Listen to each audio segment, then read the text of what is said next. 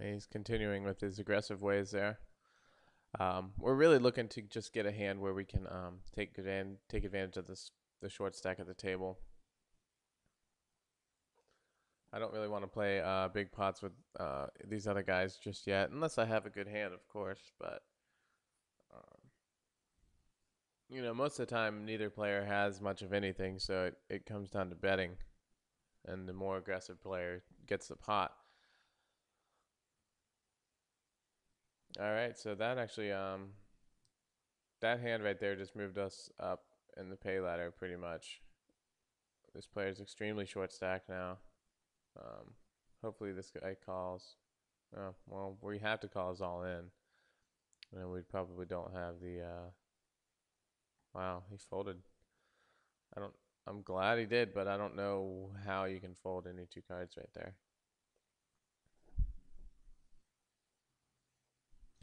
Um, and he's trying to play tight now, I guess, for some reason to hopefully one of us, to think that hopefully one of us busts out against another player here, but I'm not going to give him any credit for that yet. Or I'm not going to give him the benefit of that. Just fold my 9-5 suited.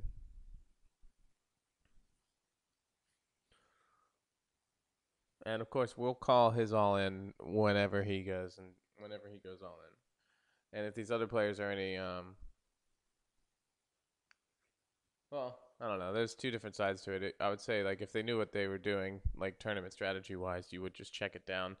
But a lot of other players think that if to keep four players around is a good thing for you because you can just pound on the blinds and no one wants to bust out in fourth. So as long as you can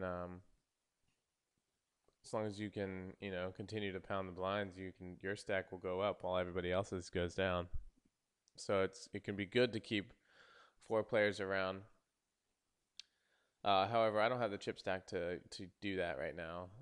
Maybe if I had one of these other two stacks, I would, but I don't. So just gonna call. Hopefully we all just check it down now.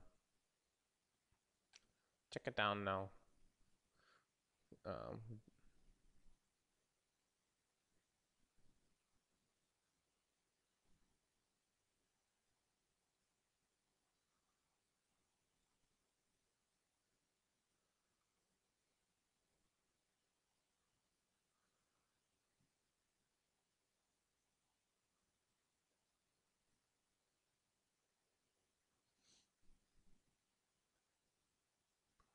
all right. Maybe a flush would make that bet. A full house. Either way, we're not gonna call. But if that player does not have the best hand here, then okay, he did have a flush.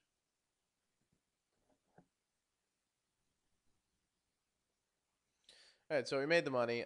We're pretty short stack now though. Um, and we were playing pretty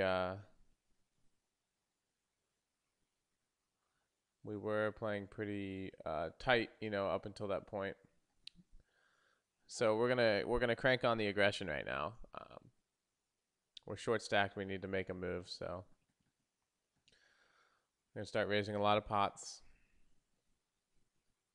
and hopefully try to steal some blinds.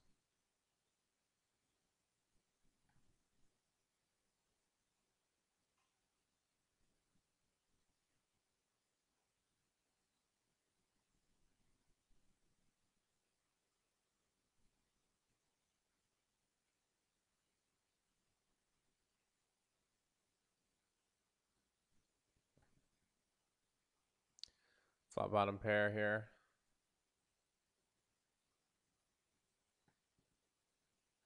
And we're not gonna call that.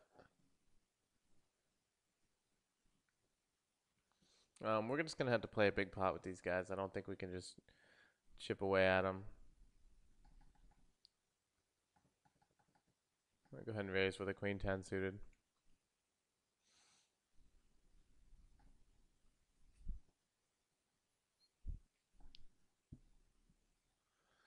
Six three is no good.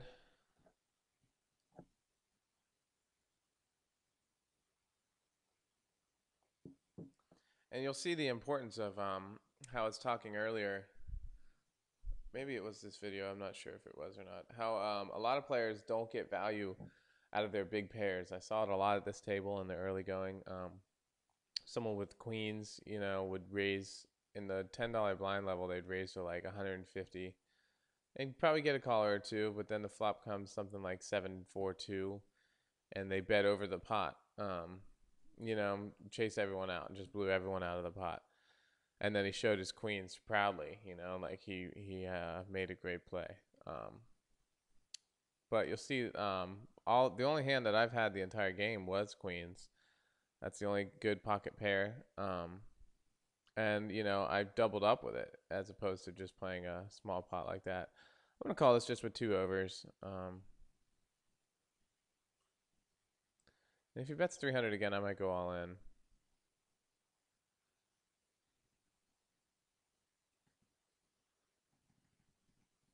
All right, this is probably a pretty bad move, but I don't have a pair, and I don't think he can call me without a pair. Okay, good. I think he was just like kind of on the flop. He was just betting because he didn't think I had anything, so he was going to try to take the pot down right there. I'm going to go ahead and raise an ace-9 right there. Now we're slowly getting our stack built up. Jack-5, I'm not going to play it.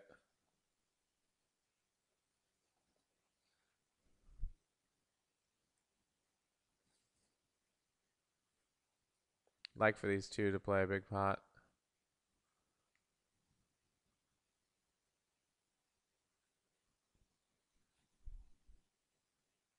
I don't think he's calling. I think he would have already called if he was going to.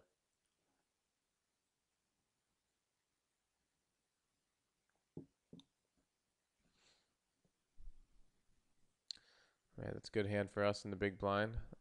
Get a minimum raise. I'm going to go ahead and re-raise this, of course.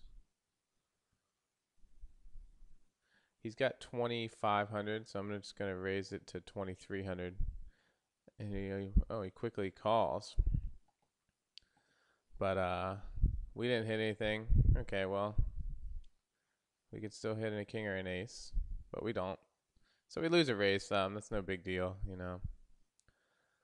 Can't get upset with that. He actually did have a better hand, a stronger hand than we thought, but we made him put all his chips in pre-flop, and we ended up losing that race, so it's not a big deal.